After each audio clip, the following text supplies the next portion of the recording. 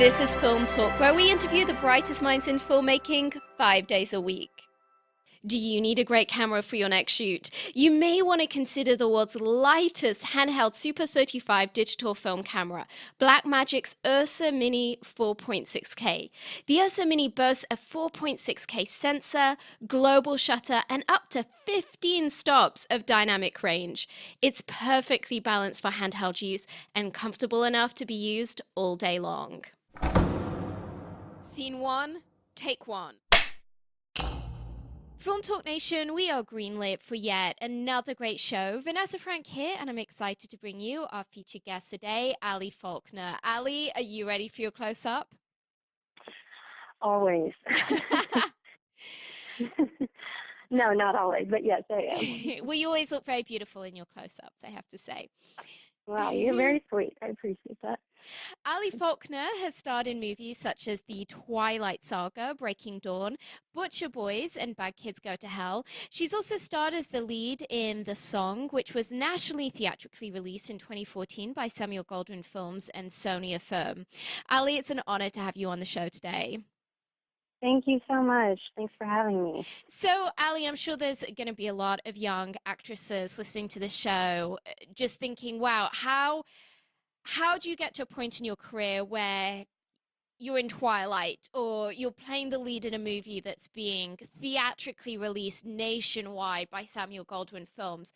So I'd love today to really delve into your personal journey and what other actresses and actors can learn from that in terms of building their own careers. And so I think a really good starting point for that would be just to start with looking at how you first got into the industry. Yeah, absolutely. I started in Texas, which is great for, younger actors. The positive thing to put out there for them is for them to know that, if they live in a regional area that does a lot of, good work, then that's a great place for them to start without them having to live in LA or New York. So I started in Dallas. And over the years, they started bringing TV shows to Austin, which is 3 hours away from Dallas, and different things like that. But I started as a singer, and I started doing musical theater in high school, and I loved that, but I wasn't really sure that, I didn't really ever have an idea that film was something that I always loved it and would have loved to do it, but I didn't really know anyone in the industry or anything like that. So I just thought that I would pursue a career in singing. And then in college, I was working on this little music video with a guy that I met while I was working retail at the mall, and he said, I love doing video work. I'm trying to do video work. Why don't I try to do this music video for you? And so we did that, and then my dad, on the weekends, he was a doctor, so he worked full time, but on the weekends he was writing a script as just kind of a way to have a creative outlet. And we talked to this guy, and this guy said, what if we just try to, the guy that did my music video, and he said, what if we just try to film this script on the weekends? So during college, on the weekends for like 2 years, literally like 2 years. Wow. We worked on this family. It literally was a family project. I was the assistant director, which at that point I had no idea what that meant really, but I was doing everything. And my brother had a role in the film. My dad was the lead in the film. He also wrote it. My sister, everyone just kind of helped, and it ended up being really great. I mean, it was just such a passion project for us, and some of the actors, but we used professional actors in it as well, and they were amazing. And I just remember watching a scene. This is probably a way long story for this. No, it's fascinating. It's very unique. But, I've never heard a story like this before of how someone's gotten into the industry, so it's great. Oh, good. Okay, great. But I remember watching this girl do one of the scenes, and I thought, I would love to do that, and if I did it, I'd probably do it a little more like this. We always, as actors, we always think that. But she was great. But I just remember thinking, gosh, this looks so much fun and so fascinating and so interesting. And so I asked them about the agent that they were with, and I submitted my music video because I had no footage on Yeah. film. So I submitted my music video to this agency, and she ended up really liking me, and I had a meeting with her, and we just got along so well. She's the nicest lady, Linda McAllister in Dallas, who's still one of my agents today. And she was amazing. So she hired me on, and I started auditioning, and that's where I started. And in Dallas, they had some good things going on, but also I started doing work regionally in other markets, like Twilight was in Louisiana, and that came a good few years after I started. But Yeah. New Mexico, Atlanta, there's all of these regions that offer work to build your resume before you go out to a market like LA or New York. So, that's just a word of encouragement to anyone who lives close to one of those markets that is booming right now. Yeah, Take absolutely. advantage of those opportunities, and because there really are some valid, good quality opportunities Yeah. there. So in terms of training, did you, because you weren't coming from a background where you'd done 3 or 4 years at a collegiate level or anything of the sort, how did you tackle that? Were you doing classes on the side, workshops? How did you kind of build your understanding of the craft? Yeah, I mean, it has been a long journey as far as that goes. And, I think that's something that will be a lifelong thing for me. And I Yeah. think that I'm starting to realize that that is true for most actors that I know. But in college, I didn't even study theater in college. I had a completely, I was one of those people who decided it would be smart to get a quote unquote backup degree. I haven't used it to this Yes. day. I truly have not used it. What was your But I backup wanted, degree in? well, it was in communications and Oh, marketing, okay. and Yeah. yeah. And Well, so so, something that probably does actually serve you in your career now to it some really does, extent. yeah. Yeah. In some ways it does, and I'm very, very glad and grateful that I got Yeah. it. But I did it in 3 years to get out fast, and during that time I did some professional musical theater in Dallas, and I really hadn't taken many classes up to that point, and the first audition that I had for a feature film through Linda, I ended up booking a lead role in. So it was kind of, my training started happening in like the independent film world, Yes. where I would learn on set. Now sometimes that's not good because then, your work that's not so great is out there for people to see. Yeah. But at the same time, a lot of people, that's been a lot of people's journey as well. And, Mm. you have to learn somewhere. But I did take a lot of classes in Dallas after that. 2 or 3 years in, I started getting more interested in taking, getting more serious about that. And so I took some classes in Dallas. I also got a lot of books from the best of the best. Mm. Larry Moss has an incredible book. Um, Stella Adler has a great book. Michael Caine has a wonderful book. So books, Yeah. but now there are these incredible tools that actors can use. And this, when I started, they didn't have this, but online courses are becoming a huge thing. They really are, aren't And they? I was just looking yeah, the other day at the masterclass series now has a class with exactly. not only Dustin Hoffman, but they have a class coming out with Kevin Spacey That's this exactly right. spring, which is, I mean, I'm thinking 6 or 7 hours of training from a world-class teacher like that. A few years ago, you'd have to spend tens of thousands of dollars to make that happen, and now for less than $100 you're going to Mhm. get this really excellent teacher who's going to give you that inside track. It's pretty incredible. It's amazing. It's so encouraging to actors. I live in LA now, and I'm still getting these online courses that you can Yeah. get wherever you live. So, And Ali, yeah, at so what point would you recommend? Because you've made that transition from being in a kind of a regional market to kind of this nexus of the industry in Los Angeles. What would you recommend to actors as being kind of the right time to gauge in their career when being that there can be real value to being in a smaller market? When is that right time when it's kind of like, okay, I've maybe peaked in this smaller market. Now's the right time to move into LA. I've got a little bit of wind under my wings. How does one discern when the right time is for that?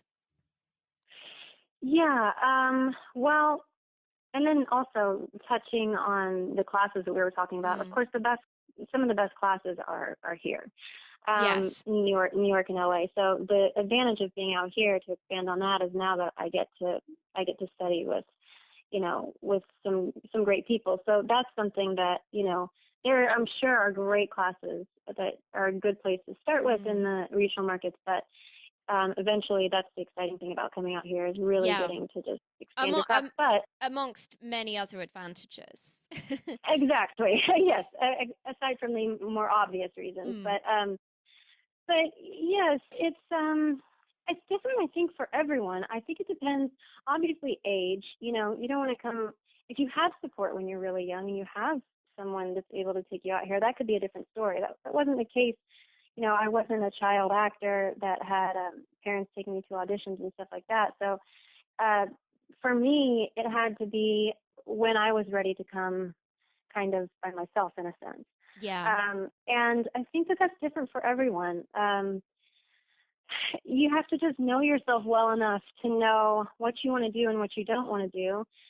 um, Actors, every person's different. Actors can be sensitive people, and that can come along with an impressionability, if that's a word. Yeah. And you have to be ready to know what you want to do and what you don't want to do, and to have a good sense of yourself, because Mm, it is different. LA is definitely, I love, just to, I love LA. I actually genuinely love it, but it can be a big shock for people who are coming from a small town, I guess. yeah. So I don't know. I think the most obvious thing would be, if you can go to a good, solid regional market and get some great credits, that's great, because there are so many actors in LA that, if you're coming out here with solid credits, especially network credits on TV shows, then It obviously that's going to helps. look Yeah. so much better than coming out without any. But it also, like I Absolutely. said, depends on your age, on what resources you have, on if you're coming here with parents as a kid, or if you're coming out here as a young adult by yourself. You have to just weigh out the factors and just be patient. Like, I Mm, think that, working hard and having a plan is great, but you also have to couple that with patience, with knowing that, you know, you're only going to have, your 20s are very, very short, and you're only going to have them for such a short time. So just, use them as wisely as you can, yeah. but don't get so anxious in them either, because you don't want to waste them. So Mm. I And don't know if I'm really answering that question, but I would say, to speak to that whole question of patience, I think that there's such a value to having a fairly premeditated financial plan in place, to where, if possible, you've got a good pocket of money to, to fall back on, just because Los Angeles is both incredibly expensive, and also, if you're trying to balance up a job with auditioning, just having that nest egg of money can make quite a big difference.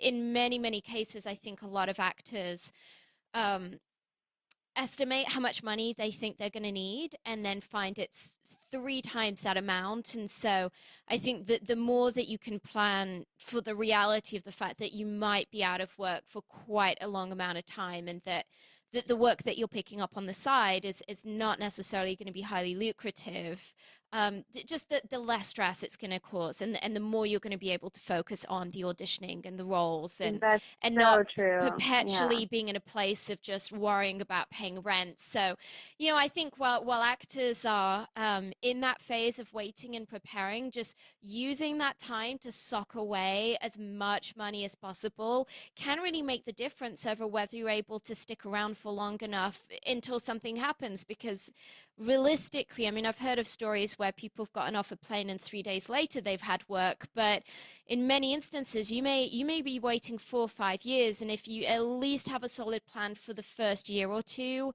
it's going to make a world of difference. Absolutely. That's incredibly wise. And there is a book I'll recommend. It's called Money by Tony Robbins. Yes. And money, it's just that's so true. If you're so exhausted going into an audition from a day job, it just makes it so much harder. So you want to try to find that perfect balance. Okay, what's the best kind of, when I'm first starting out, what's the best kind of side job I can get that's going to provide, but that's not going to wipe me out emotionally and Yes. physically. Yeah, So absolutely. yeah. Absolutely.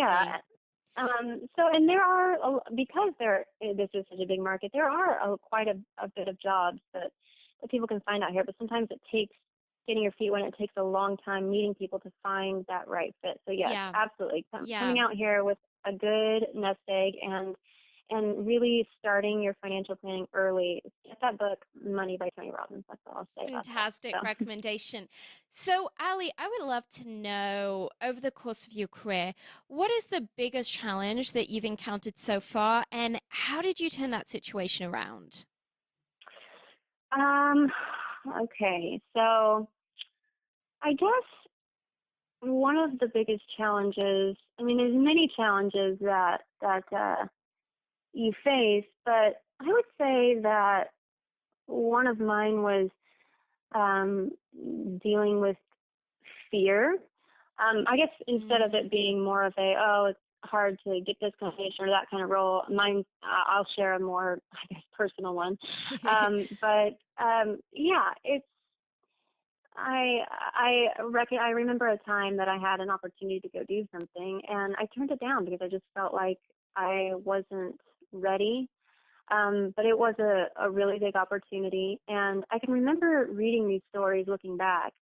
Um, More recently, I can remember reading stories about people like Hugh Jackman, who got the role in Les Mis, and told his wife, he was like, I'm going to turn this down. I can't do this. I don't know how I got this role, but like, Yeah. I'm not prepared for this, and Mm.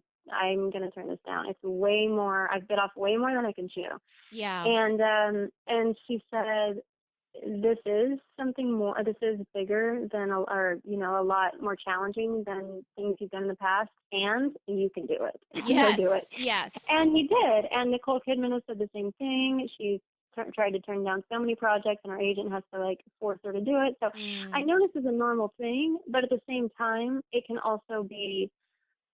be detrimental to live in fear. Your 20s, especially, everyone's different, but if you're kind of feeling like you're kind of navigating on your own, you're going to come up against a lot of challenges. And I think letting go and learning to let go of the fear of failing is one of the biggest things that can be a big proponent in success. Yeah.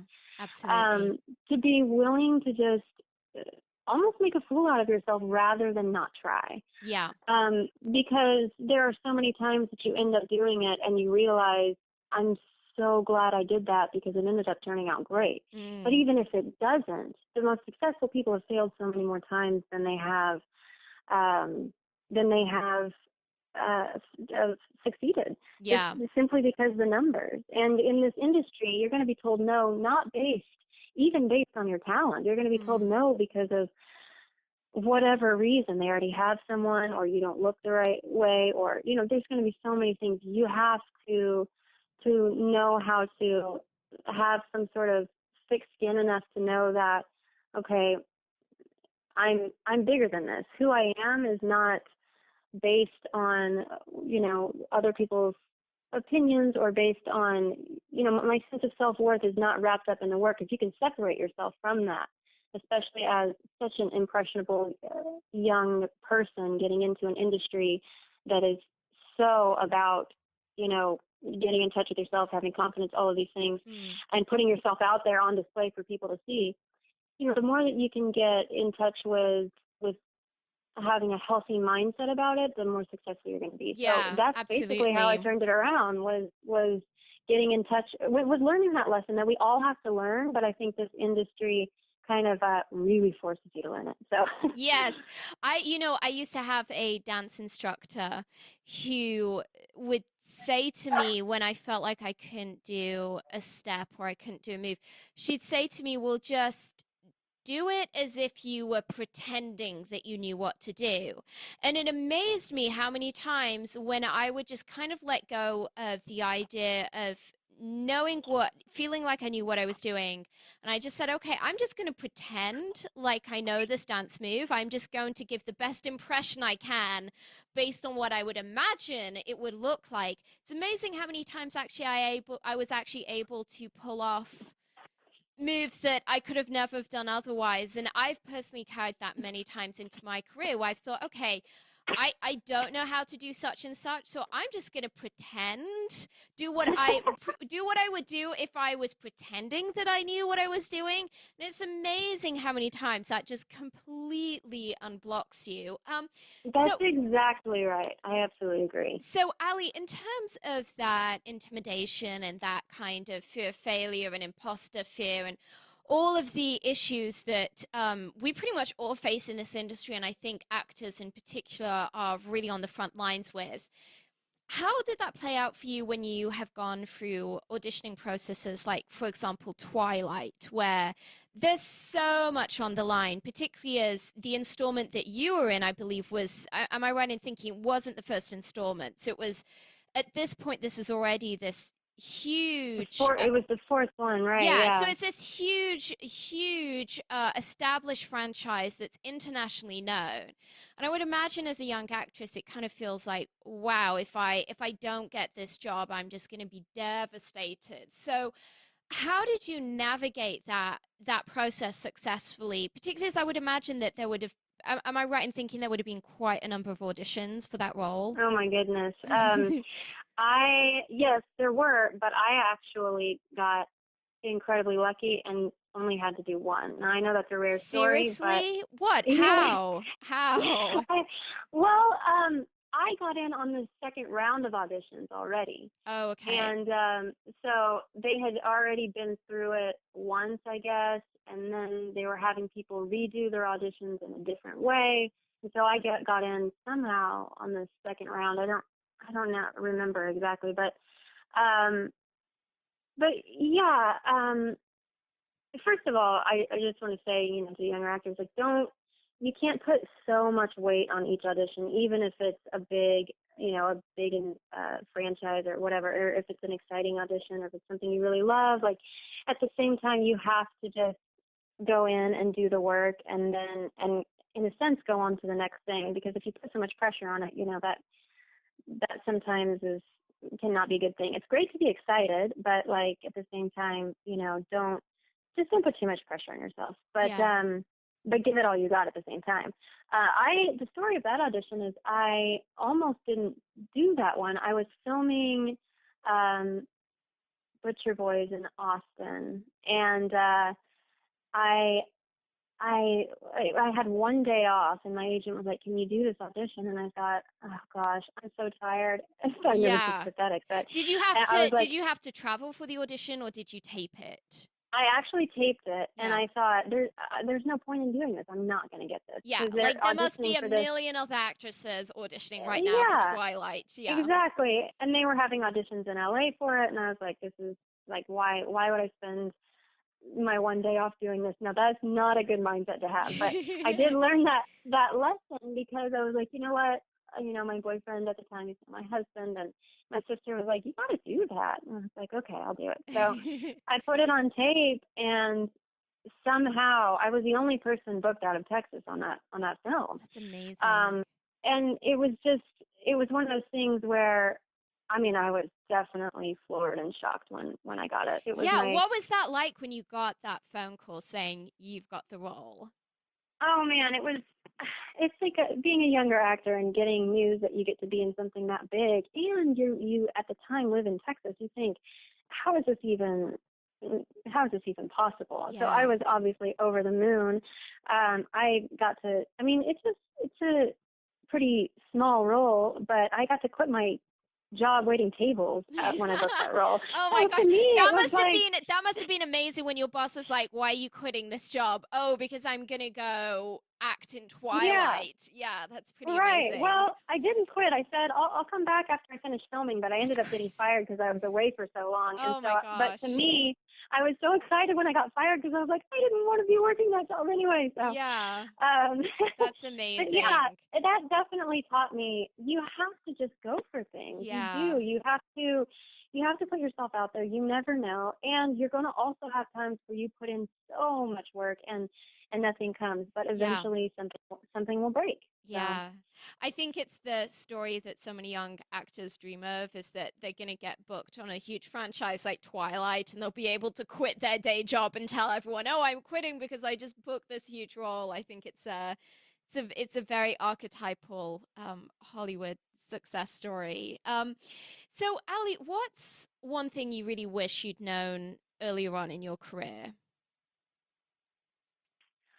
I think I wish I would have known, not to, I guess not to, just to enjoy the whole ride because it's going to be very long and there's not really specifically an end destination. I mean, Yeah. um, you think that there is going into it because you're naive and you think, well, I'll just do this and I'll get to this point and that'll be Mm. it. But you just learn as you get older that it is just a constant process of evolving, of learning, of growing as a person, as an actor, as it's just constantly it's constantly going to be a journey, and there's never really going to be an end destination. At first, I was like, well, if I can just pay my bills acting, Yes. then I'll be happy. And then the next thing was like, well, if I could just do better quality stories. And then, Yeah. that started coming a little more. And it's like, well, now it's like, well, if I could work with this person or work with that person or and it's, there's always going to be that. There's never really going to be a time where everything just kind of clicks and it's over and it's done. So Yeah. not to get so antsy, so worried or just to not waste they crazy cliche about how the youth is wasted on the young, not to allow that to happen, to enjoy your youth and to let the ride happen. Of course, Yeah. work hard, of course, because you have to, and stay positive and just try to be happy along the way, because Mm. if you're not, then it's, I guess, not really worth it. Absolutely. No, Yeah, absolutely. It's all about enjoying the day that we're on and enjoying the job that you're on because the next job is normally never guaranteed. And I think exactly, that absolutely. really being appreciative of the work that you have presently is always going to improve the quality of your work. Yes, absolutely. Well, Ali, we're about to enter our final act in which we're going to be getting some of your top recommendations. But before we do so, let's take a brief moment to thank our sponsors. When you're putting together that masterpiece movie, the coloring is a major creative decision. It can make the difference between whether the audience interprets your story as warm, cold, dark, or light, and it can help define the genre of the film. Here's a quick tip. Horror movies tend to have blue tones, romantic comedies tend to have warm tones, apocalyptic movies tend to be grey and washed out, movies in which reality is off kilter tend to have green tones, and action movies tend to feature a lot of teal and orange, particularly in their artwork.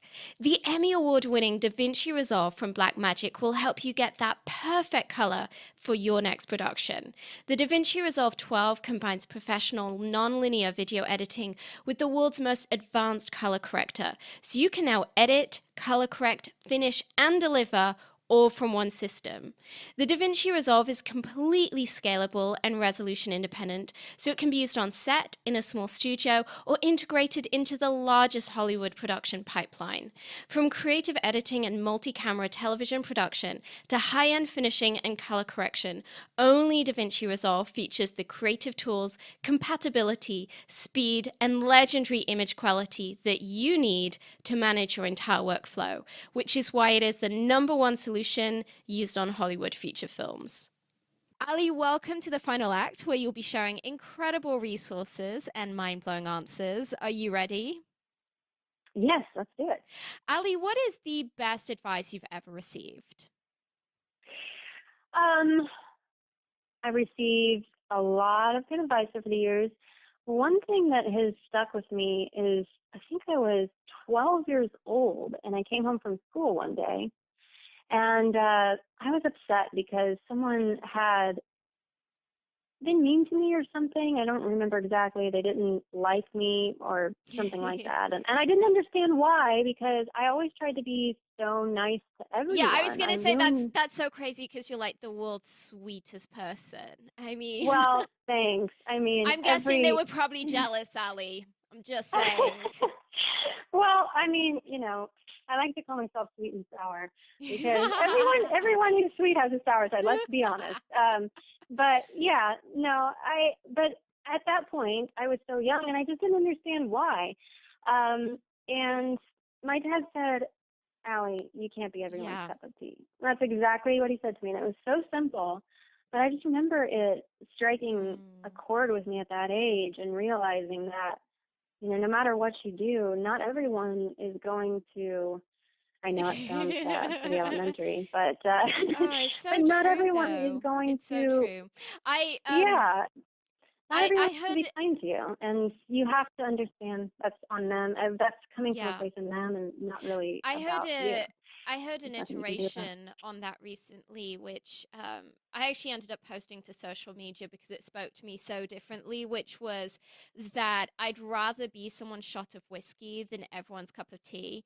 And that just it resonated with me so heavily Ooh, because I think uh generally I think that there's a real health to understanding that no matter what line of work that you're in. But for those of us who are in the film industry and I think particularly for directors, where I think directors are, in my esteem at least, are maybe the ones that are under the most intense scrutiny for their artistic choices and the artistic direction they're going in, because they're ultimately they're helming a project. I think the more you can have a very clear right, sense of your vision and an understanding that probably 90% of people in the world aren't going to like your taste, the more freed up you are creatively to really be able to keep going down that rabbit trail of what is personally appealing to you, what makes you tick creatively. And I think, yeah, I think that the best directors around are the ones that inherently understand that the work that they're making is not going to appeal to the masses. And conversely, I mean, in my opinion, the worst movies that I see are the ones that are made for very, very mass audiences, kind of TV movies that are just so saccharine sweet and are created to not offend anybody, are the ones that usually have the least artistic merit. yeah. I mean, it's another cliche. They say, "Don't." I'm full of them, I guess. But don't try to be everything to everyone, or you'll Yeah, be nothing to yeah, yeah. everyone, or however that goes. And I find that to be pretty true. I mean, as actors, we Mm, want to be flexible. We want to be as open to trying new things as possible. But at the same time, you have to understand, like, it is such a subjective industry, and you have to go in and give your honest take on things, and they can either mm, take it or leave it. But yeah, as far as on a wider scale of creating films, I mean, I think you're right. People have to just stay true to creating yeah. the story authentically, because at the end of the day, what it comes down to is it's not about anyone's ego. I mean, that definitely gets wrapped up in Mm, it because we're all human. But like at the end of the day, it's about story, and if you just stick to yeah. that, that kind of And I think as that's a the point. So director, it's always really nice when an actor comes in with a very unique take on a role if you're auditioning.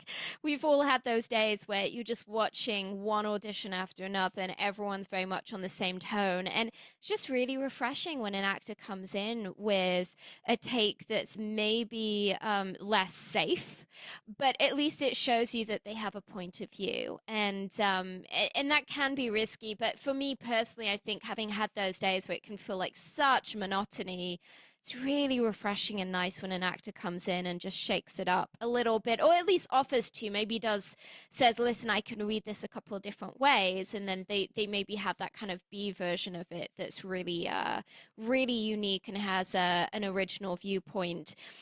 If Ali, if you had just a single movie to stake your entire career on, what kind of movie would you want it to be and what talent would you want attached? Um, okay, let me switch gears because I feel like I could talk about whatever we were just talking about forever. But okay, so if I could stake my entire career on a film, I love so many different things, and so it'd be so hard to. I would never want to get, I guess, pigeonholed into Certainly. one thing because I honestly, yeah, I love drama, but I also love comedy. I love films like Mm. Love Actually. That I think that film is so brilliant. But I guess that that quote unquote one film. If there could be maybe a female version um, of Russell Crowe's character Mm. in The Gladiator, I maybe that would be have it. in my mind that feels Um, like Xena I just Warrior feel, Princess a little bit to me, but I get the direction you're going yeah, in. but yeah, I just think that some of the roles that I love are male roles. I love, and I don't know. I just think that humans are humans. Obviously, men and women have their own distinct things, but I love those roles that no matter who you are, a man or a woman, you can look at that person and just completely relate to them and be moved by their performance because you recognize something in Yeah. them and yourself. And so I'd want to do a role that appeals and that really speaks to humanity, not just women, not just men, but just you know the human. And maybe it would be something like I said with Ridley Scott, Gladiator, or maybe Mm. Terrence Malick, You would want to do a Terrence something Malick spiritual movie? and beautiful. Are you a fan of his? Yeah. Well, I just like the stuff. I love things that are beautiful and Oh, his epic work is and epic. I don't and think there is different. more epic than Terrence Malick. Oh my gosh. The Tree of Life. I mean, can you get any more epic from basically like, pretty much the Big Bang through to some futuristic time?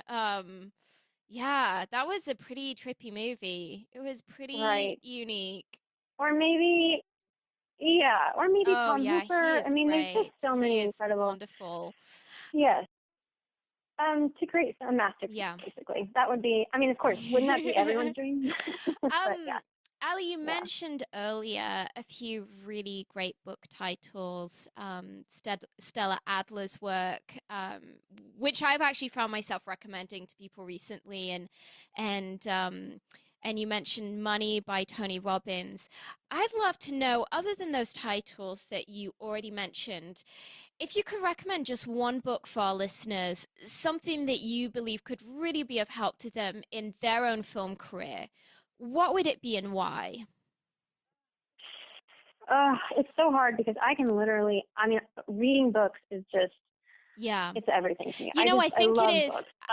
So I could sit here I and spout really off think 10 it books, is for a lot but of actors, just because I've noticed with actors, there's so much time on set, and then there's so much time between jobs, and um, yeah, it's been remarkable to me to see how many actors that I know are kind of like the most well-read people I know of kind of all of my circle of friends and acquaintances. I think it's quite a common trait.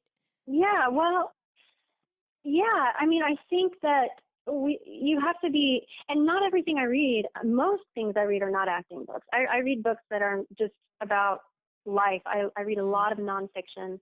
And so I could recommend books all day. You give me a subject, I probably have a book for it. But for the sake and I'll also say it's very important to become educated on life, to Yeah. explore life, to read things that are going to expand you as a human, because that's important.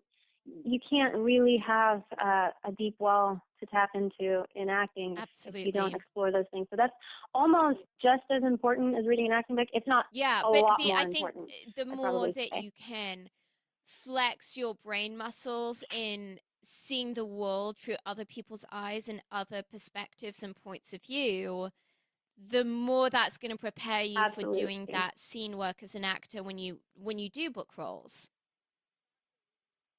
Absolutely. Yeah. I'd say, though, Okay. to answer your question, to give you an answer, I would say The War of Art by Stephen Pressfield, for people in this industry, I think is a great book I had someone recommend because that just the other it's day. I'm very, trying to remember who it was. And I was so intrigued by the oh, title because, of course, it's so like The Art of War. It's a really clever reversal on that. yeah. It's by Stephen Pressfield. It's incredible. It's a very easy and simple read, which is always nice. But it just really keeps you.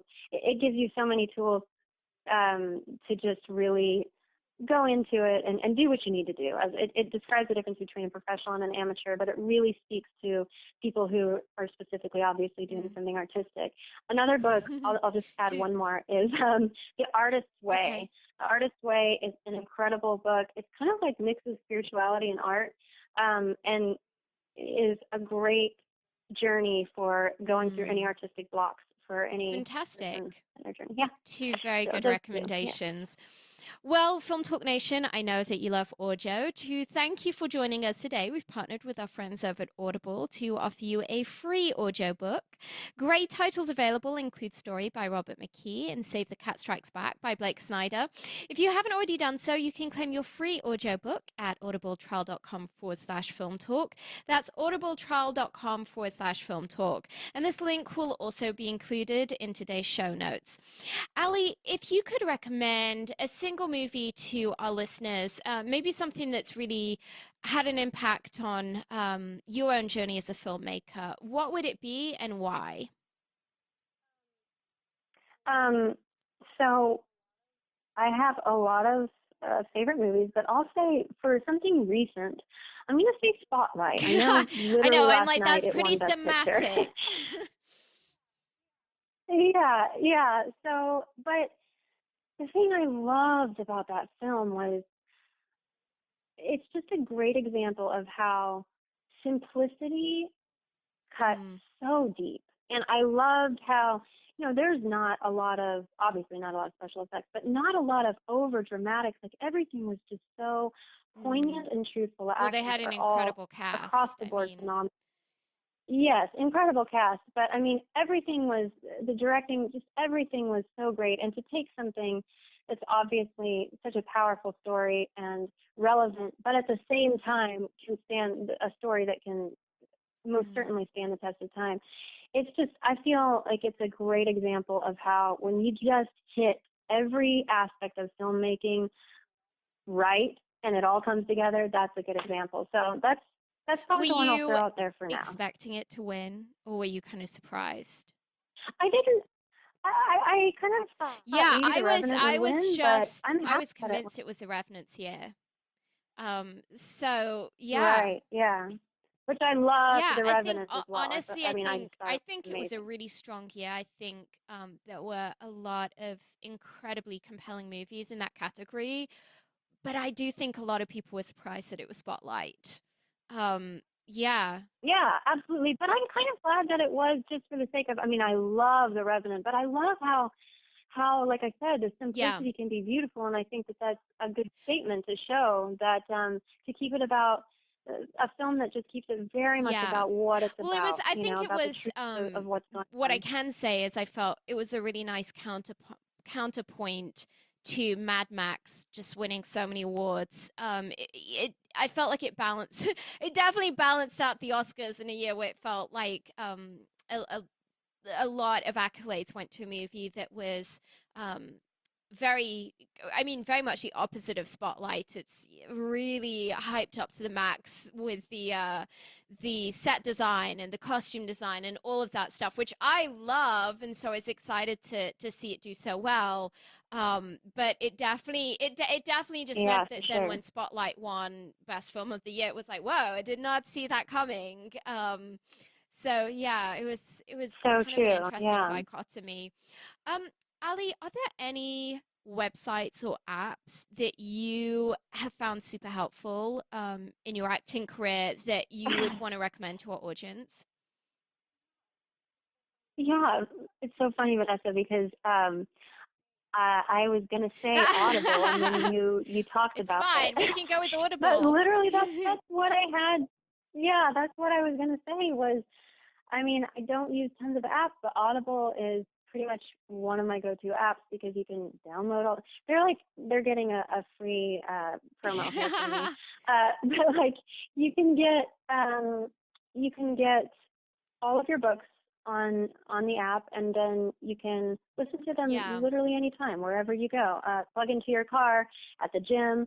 So you're always getting that information without having to Yeah. actually sit down and read. So And it's I mean, they pretty have an brilliant to me. absolutely amazing range with a huge number of film books or books that have been adapted into movies, books that are maybe trending within the film industry right now. And I think for so many filmmakers that, particularly those that live in LA, that are easily spending 2 hours a day commuting, having an intelligent way that you can use Exactly. that time rather than just listening to pop music on the radio, but actually redeeming that time is so helpful. I mean, I think even if you're an executive and you're having to look at material to source and trying to find that 5 hours to sit down and read that novel is really, really difficult. If you can do that during your commuting time, it's just going to put you that ahead of the curve. It's just going to make you that much more competitive in an industry that does expect people to be reading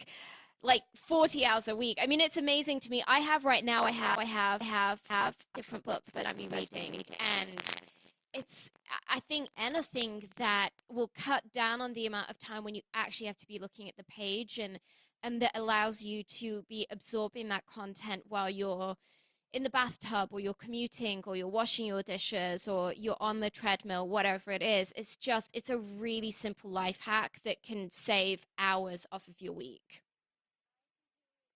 I completely agree. You are so well spoken. You just answered it so much better Oh, than I could Ali. have ever answered it. But yes, Um, that's well, Ali, it's incredibly time true. for the martini shot. What parting piece of guidance do you want to share with us?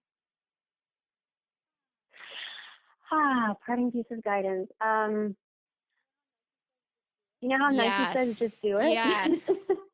I totally agree. Really, truly, the older, you start to get to an age where this is going to sound really morbid, but for the sake of being honest, you get to a point where you start seeing people your age pass No, away. I know no, that I do. sounds kind No, of I morbid to know. young I know. listeners, It's a sad but reality, yeah, which I was reminded of but last night watching what is it, the memorandum or whatever it's called. I never quite know how to pronounce yes, that at the yes, Oscars, which is so, I always just find it really, um, I don't know. For me, it's always a really visceral moment of just being reminded, just how temporary our time on Earth is, and you watch this montage of all yes, of these brilliant filmmakers that have passed on, and you just kind of think, wow, I mean, how much our industry has lost just this year. It's definitely, for me, it's always a big wake up call. mm, Anyway, you were saying. yeah, yeah, that's exactly right. I mean, I thought the same thing watching that. I saw, um, gosh, now I can't Alan remember her Rickman. name, but the classic, beautiful, Yeah. well, Alan Rickman, exactly, and then the beautiful actress. She was, well, anyway, you just see Mm, these people, and they're so beautiful, and you see that everything fades yeah. and everything goes away, and it's such like that Ecclesiastes story. I'm always Mm, reminded of that, of the experience with the movie The Song, because that's when I really got introduced to Ecclesiastes. But it's so true, and you just realize it's just so foolish not to try to really yeah. enjoy your life and to know that it is more than possible to pursue your dreams, and to not settle for a life, I guess, that isn't truly what Mm. your heart desires. I mean, obviously, wisdom is an important thing too, and don't just be guided by emotion.